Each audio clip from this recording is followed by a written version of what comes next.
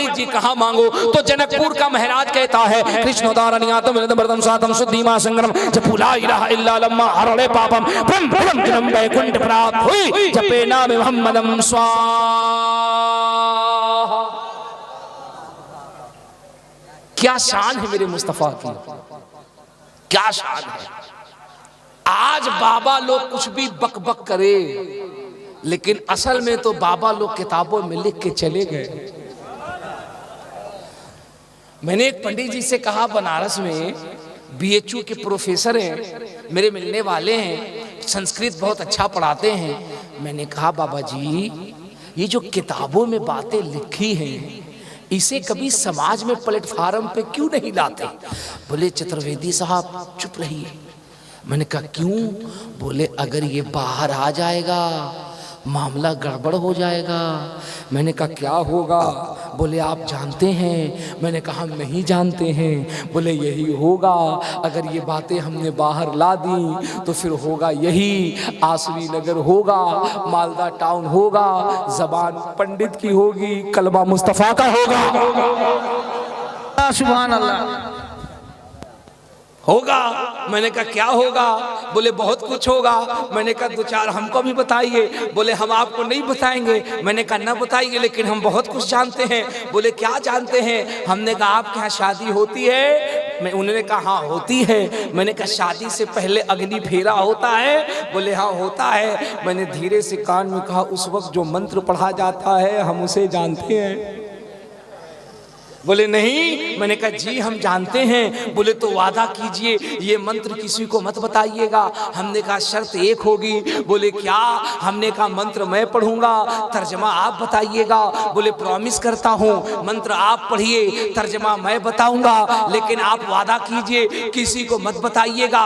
मैंने कहा वादा करता हूँ आपको नहीं बताऊंगा, आपको छोड़कर पूरे बंगाल वालों को बता दूंगा। सुभान अल्लाह। अब ईमानदारी से बोलो तो मैं तुम्हें बताऊं,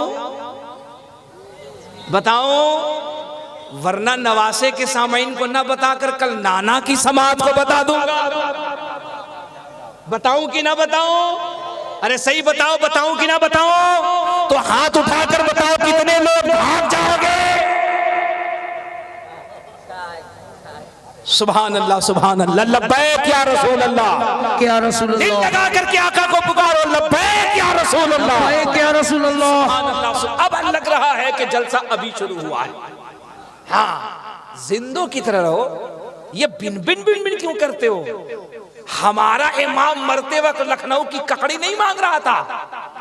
हम ऐसे की तकलीद नहीं करते हैं जो मरते वक्त अम्बेठा का पेड़ा मांगता हो, जो नानौता की बर्फी मांगता हो।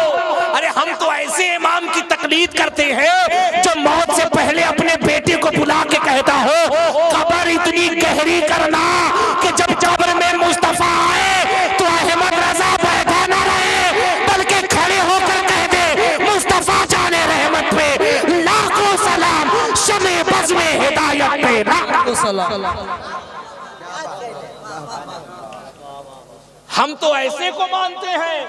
अभी 4 दिन पहले मैं दिल्ली गया था प्रोग्राम में, वहां एक मौलवी को बहुत कायदे से मैंने जवाब दिया है। वो मौलवी झारखंड में रामगढ़ का रहने वाला है, सोशल मीडिया पे बहुत बकबक करता है। वो हमारी जमात के एक आलिम दीन है, बड़े अच्छे खतीब हैं माशाल्लाह, बड़े अच्छे मुसले हैं, मुफ्ती मौलाना फारूक रजवी साहब नागपुरी। उन्होंने बयान किया और बयान करके ये कहा कि आला हजरत सरकार के जब विसाल का वक्त करीब आया तो आधे घंटे पहले आला हजरत ने कॉपी कलम लेकर के वसीयत लिखवाई। तवज्जो सुनना, तवज्जो से कान खोलकर सुनना। उन्होंने बताया, सरकार आला हजरत की वसीयत बताई। उन्होंने कहा कि आला हजरत ने वसीयत लिखवाई, कहा बेटे जब मेरे नाम की फातिहा करना तो फातिहे में अच्छी चीजें रखना, कोफ्ता रखना, कोरमा रखना, बिरयानी रखना, लेग पीस रखना, अच्छी चीजें रखना, जितनी अच्छी से अच्छी चीजें हो सकती हैं वो रखना। अब उस तकरीर को काट करके उस मौलवी ने सोशल मीडिया पे बकवास किया, कहा देखो ये है सुन्नियों का आला हजरत, ये है सुन्नियों का आला हजरत, कैसी कैसी पकवान का ऑर्डर दे रहा है। मैं जब मैं दिल्ली गया, नई दिल्ली में वेस्टर्न कोट का इलाका था। हैरत की बात यह है 70% उस इलाके में ऊंचे पजामे वाले हैं। अल्हम्दुलिल्लाह अहमद रजा के मानने वाले ताजुल शरिया के गुलाम अगर 10 भी रहते हैं तो 10,000 पे भारी रहते हैं।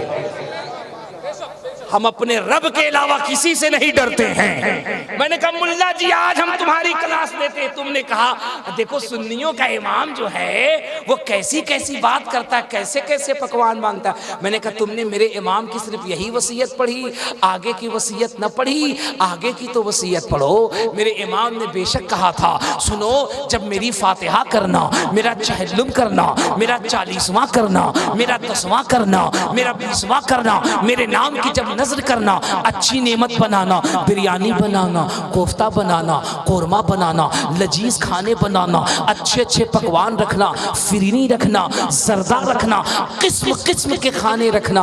आला हजरत ने कहा लेकिन याद रखना हरगिज हरगिज ये खाना अमीर न खाए, हरगिज हरगिज ये खाना साहिब निसाब न खाए, दौलतमंद न खाए। लोगों ने कहा हुजूर क्यों? फरमाया ये खाने का हुक्म मैं इसलिए दे रहा हूँ, ये खाना बना करके गली में घूमकर ढूंढकर उन गरीबों को तकसीम कर देना जिन्हें कभी कोरमा नहीं मिलता है, कभी कोफ्ता नहीं मिलता है। कम से कम उन गरीबों तक फातिहे के बाद अच्छी नेमत पहुंच जाएगी, उन गरीबों का पेट भर जाएगा। मैंने कहा देखिए मेरे इमाम का नजरिया है जो मौत के वक्त भी आका के गरीब उम्मतियों को भूलता नहीं है, उनकी गुर्बत का ख्याल रखता है। लेकिन तेरा मौलवी है जब लखनऊ में मर रहा है तो वो कहता है हमें लखनऊ की ककड़ी खिला दो, हमें मुरादाबाद का पेठा खिला दो, हमें अम्बेठा की बर्फी खिला दो, किसी को कौवे का गोश्त नजर आ रहा है। मैंने कहा तेरे मेरे इमाम में फर्क इतना ही है, तुझे तेरे इमाम को प्लेट कौवे का गोश्त अच्छा लगता है, मेरे इमाम को गौसे आजम का मुर्गा अच्छा लगता है। अच्छा आप कहिएगा कि चतुर्वेदी साहब आप इंग्लिश में तकरीर करते हैं, साइंस पे तकरीर करते हैं, मैथमेटिक्स पे तकरीर करते हैं, बायोलॉजी पे तकरीर करते हैं, यूट्यूब पे आपकी हजारों वीडियोस भरी पड़ी है जो आपने माइकल जैक्सन पे बात की है, माइकल हार्ट पे बात की है, मैरी सेंट पे बात की है। आपने तकरीर में बात की है कि अंतरिक्ष में जब सुनीता विलियम गई तो वो अपना स्टेटमेंट देती है, it is clear to me that this statement must have come to Muhammad सल्लल्लाहु अलैहि वसल्लम from God Allah because almost of this knowledge was not discovered until many centuries later this brought me to that Muhammad sallallahu alaihi wasallam। आप कहिएगा कि आप तो science पे बात करने वाले, क्या हो गया कि आज ये आप उलमा के दरमियान में बातें कर रहे हैं? मैंने कहा बेटा ये जगह ऐसी है यहाँ से इल्म भी दिया जाता है और अकीदे से बचने, अकीदे की हिफाजत के लिए एंटीबायोटिक भी दी जाती है। हजरत के नाम के आगे डॉक्टर है? अरे बोलो ना यार बोलो। मैं खानकाह में बैठ के सोचने लगा हजरत जब पीर थे तो डॉक्टर बनने की क्या जरूरत थी, और जब डॉक्टर थे तो फिर पीर बनने की क्या जरूरत थी? तो खानकाह की मसनद से आवाज आई मुबारक खादरी मालूम नहीं ये वो दरबार है जहां झंडा भी है और सुधारने के लिए डंडा भी है। सुभान अल्लाह। यहाँ दोनों तरह का ट्रीटमेंट होता है ना। जिसको जिस्मानी मर्ज हो उसे होम्योपैथ दे दो, उसे होम्योपैथ दे दो, उसे कष्टिकम दे दो, उसे रसटक्सक दे दो। मैं 2-4 दवाओं का नाम इसलिए लेता हूं ताकि हजरत को पता चले कुछ हम भी जानते। सुभान अल्लाह, दिल लगा के बोलो यार सुभान अल्लाह। सुभान। लेकिन 2-4 ही जानते हैं, ज्यादा नहीं जानते हैं। हम जानता जानेंगे भी नहीं, वरना सब हम ही जानेंगे तो आप लोग क्या कीजिएगा, है ना।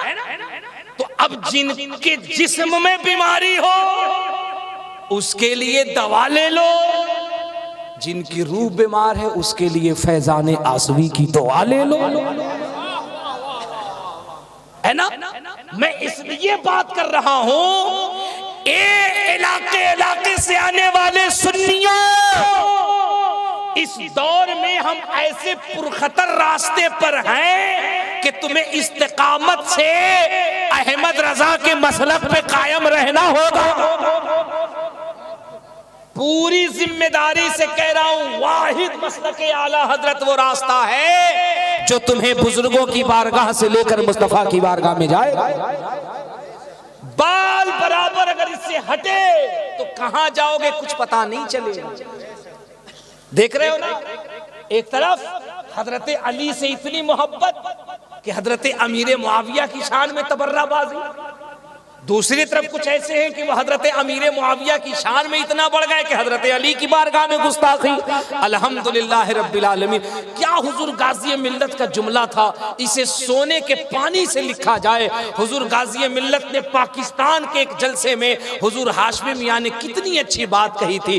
कहा, सुन्नियों, हम तुम्हें आला हजरत की एक फिक्र दिए जाते हैं, कयामत तक इसी पे अमल करना, न कभी अमीर मुआविया की मुखालिफत करना, न कभी हजरत अली की मुखालिफत करना, न कभी अली की बारगाह में कलाम करना, न कभी हजरत अमीर मुआविया को तान करना।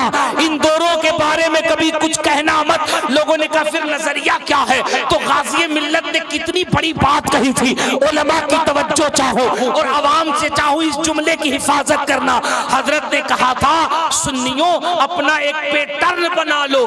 नबी के एक बेटे हजरत हसन ने जिससे सुलह कर लिया है, हम उससे जंग नहीं करेंगे, और नबी के एक बेटे हजरत हुसैन ने जिससे जंग किया है, हम उससे सुलह नहीं करेंगे।